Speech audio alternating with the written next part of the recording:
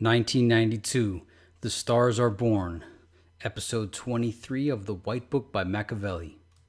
Characters. On the left we have book name, and on the right the interpretation, the decoding. So GIB, Gangsters in Black, translates to n.w.a. Double E is Eazy-E. QMD is Dr. Dre. Craig Rubix Jones is Ice Cube. MC Villain is MC Ren. DJ Sonny is DJ Yella. Seth Dizzy John is Sean P. Diddy Puff Daddy Combs. Marion Pooh Bear Dark, Suge Knight. Seinfeld, Jerry Heller. Holliday, the d.o.c. And then we have Jeannie Lamp, I have no idea. Ray Ray DeWitt, I don't know. Coco, The Lover. If you guys know those four, post in the comments below. No Mercy Records is Ruthless Records. Firing Squad Records is Death Row Records. Youth Authority Records is Bad Boy Records. Downtown Records is Uptown Records. Goddesses of D.C., I don't know. If you know that one, post below. Joyce, Janice Combs, and Ego. And we had decoded Ego earlier in the series. Cultural references. Tipper Gore, Cotton Club, Benz, Moet, Rodney King's video. One Time, it's slang for police. LA 4, LA riots. April 29, 1992, the day. Ricky from Boys in the Hood. Siegel era. Marching in Place, What Happens in Vegas Stays in Vegas. Fly Girls, Daisy Dukes. Tribeca Beach, Dom, PMRC, the Parents Music Resource Center. 1200cc GXSR. Parental Advisory Labels. Credat, Judeus Upsella Non-Ego, Hudson River, Ake Di Parma, Hillary from Fresh Prince, 21 Jump Street, The Hamptons, Baby Got Back by Sir Mix-a-Lot, Hot 97, Can't Touch This by MC Hammer, and Ghetto Fabulous. California, Los Angeles. n.w.a. shook the establishment and ushered in the gangster rap era and ended rap's golden age era. Rap was the new blues. Rappers were the new bad boys. This section describes the transition from Ruthless Records to Death Row. n.w.a. sold 2 million copies of Straight Outta Compton without any airplay or radio. Whack MCs were created by the agency. MC Brains, Young MC, MC Hammer, and Vanilla Ice. Rap was airing America's dirty laundry. Pooh, Suge Knight, gets cut from the football team and moves to Vegas, where he learns his new trade. Enter the Messiah, a young black male. They claim that I'm violent just because I refuse to stay silent. Troublesome just because we play what the people want. Nevada, Welcome to Fabulous Las Vegas 1991. Seinfeld, Jerry Heller, allowed Rubik's Ice Cube to leave, but not QMD, Dr. Dre, The Alchemist. The Alchemist. Song references. Ice Cube, America's Most Wanted, which was an album. THC is The Chronic by Dr. Dre, and Nothing But a G Thing was referenced. That was a song on The Chronic. It's the song that literally kicked off the new era. Compton's Most Wanted, Music to Drive By. Music to Drive By was mentioned. That's an album by Compton's Most Wanted, MC8. Tongue Twister is a straight translation of Twista, aka Tongue Twister. There's an old album by Tongue Twister, who was Twista, and it's like before he became the persona known as Twista. 98 Degrees is mentioned. I don't know if that's the boy band or what. All About the Benjamins, baby. Doc Holliday, the d.o.c. Ain't that something? Remember earlier on in the video series I was saying how big of a role the d.o.c. should have had, and I thought he was going to be omitted from this book, and nope, he's got a pretty decent role here. No one can do it better. The Formula. Lend me an ear. It's getting funky enough. But I don't think it is funny when you're messing with my money. Cool, I'm with it. Stop them in their tracks, show him that I am ruthless. The d.o.c. convinces Dre to get with Suge and leave Ruthless for Death Row. Suge Knight was d.o.c.'s bodyguard at the time. The d.o.c. took on a different role after he got in the car accident and lost his voice. He was supposed to become the best MC of history. The d.o.c. said if they joined with Death Row, they were guaranteed $1 million apiece. QMD said he'd sell his soul for $1 million. And in an amazing turn of events, amazing news, the d.o.c. said he got his voice back. I haven't heard it yet, but there was a news article that came out in the past week that said the d.o.c. got his voice back. So on August 25th in Vibe magazine, August 25th, 2015, Vibe magazine ran an article that said, listen to the d.o.c.'s newly regained voice after his announcement of its return. The timing of this is incredible considering Straight Outta Compton came out this month. As I had mentioned in previous videos, I always found it so bizarre that the d.o.c. lost only his voice and the rest of his body was spared from that car accident. And since reading last chapter of Magic, suddenly the whole world I'm experiencing it a lot different now. And in other news, Eazy-E's son, Young Eazy, believes his dad was injected with fatal poison by Suge Knight and questions the album title Lethal Injection by Ice Cube. And to be fair, Lethal Injection came out in 1993, December. Eazy-E died in 1995, but I've always wondered about the album title, Lethal Injection. And you guys seen Suge Knight talking on late night talk shows about injecting people. Manhattan, July 92. This is kind of like the second part of the chapter. And it's a breakdown of the ongoings and whereabouts of the Game and Divine family. Larry O invests in Firing Squad after Pooh gets them off of Ruthless, and Interscope signs them for $10 million distribution deal after seeing QMD's track record of success.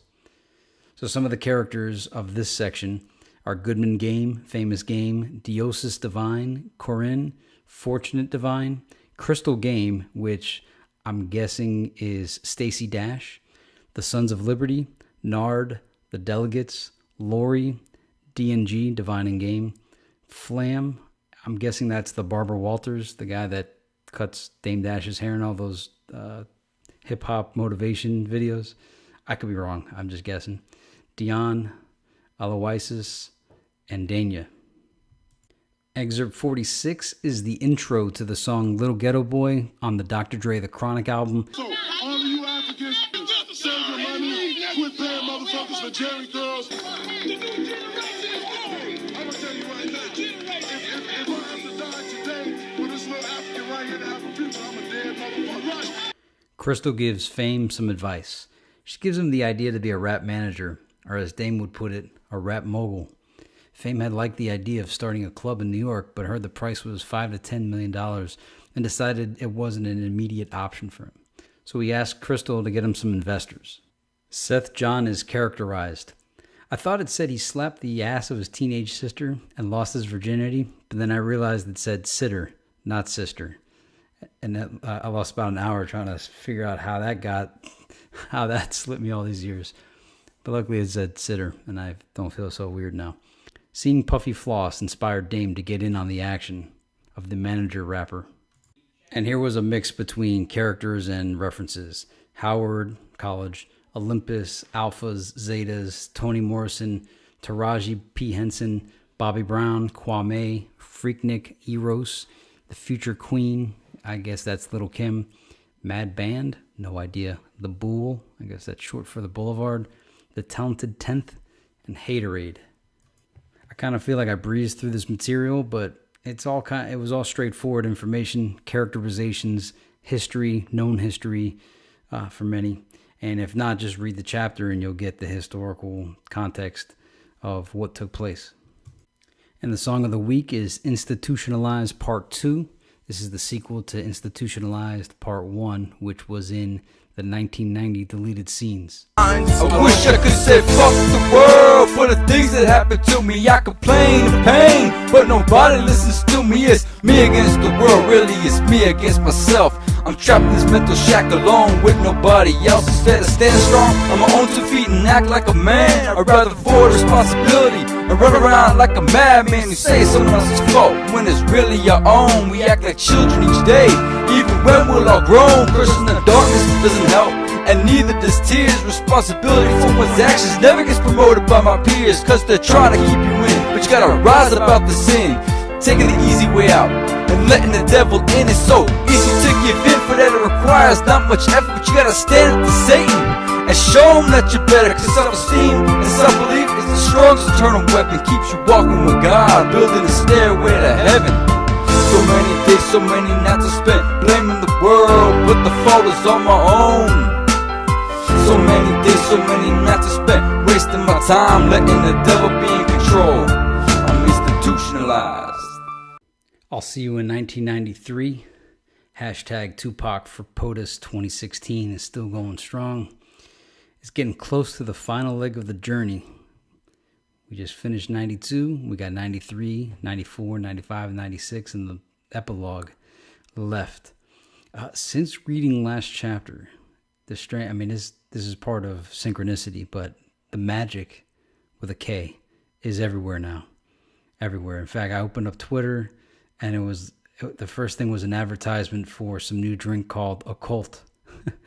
I was listening to DJ Yella's interview yesterday with DJ Vlad, and in it, Vlad was trying to find out how, all the things happen, and Yella's like, man, I don't know. It was the guy's like a magician, and he had like all these kind of cryptic responses like that to a lot of the questions DJ Vlad had. Had I not read the 1991 chapter prior to seeing this interview, it wouldn't have been as spectacular as it was. So if you can, check out the Vlad on the Couch with DJ Yella, because he's got quite a few little magic references in there. And it's just uncanny how this book, a lot of the subject matter just parallels my life.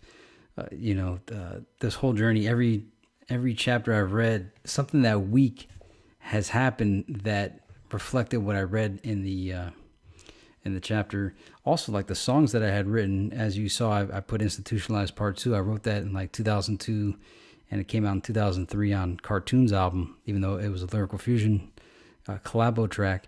I put Building a Stairway to Heaven in there. Like and Stairway to Heaven is kind of like a recurring theme throughout this book, as well as Led Zeppelin. Oh, and I was at this guy's house the other day, and he hands me his phone because I'm in IT, and he wanted me to fix something on it. And when I launched YouTube, the first thing that showed up was Jimmy Page. And I'm like, dude. And I asked him, I said, hey, man, you know about Jimmy Page? And he goes, and his house? He goes, oh, yeah, I know all about Crowley. And I'm like, bro, this is everywhere. And these are just little examples, but all week, everything I've seen has had some kind of magic built into it. In fact, on YouTube, they show you advertisements before videos. One of the videos says, do you want to learn magic? And I'm like, wow, how's this happening? And the guy wasn't talking about card tricks and, waving a magic wand and a rabbit coming out of a hat. He was talking about magic with a K, the whole thing. And so everywhere I've turned, every billboard, every magazine, every commercial that I've seen, I was at Target going through the aisles of video games, and like nearly a quarter of the titles had some form of magic occult reference to it.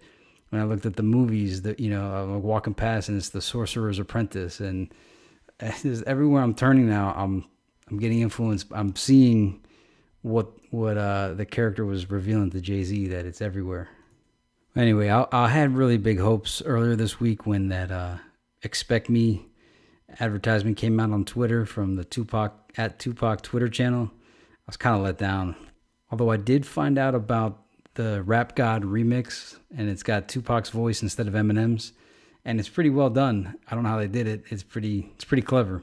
So check out the Tupac Rap God remix. You can at least feel like you got some new Tupac 2015 music. And there was also a video, I don't know if it came out this week, but it's some video of this guy confessing that he was paid to have Big E killed. So that's out there too.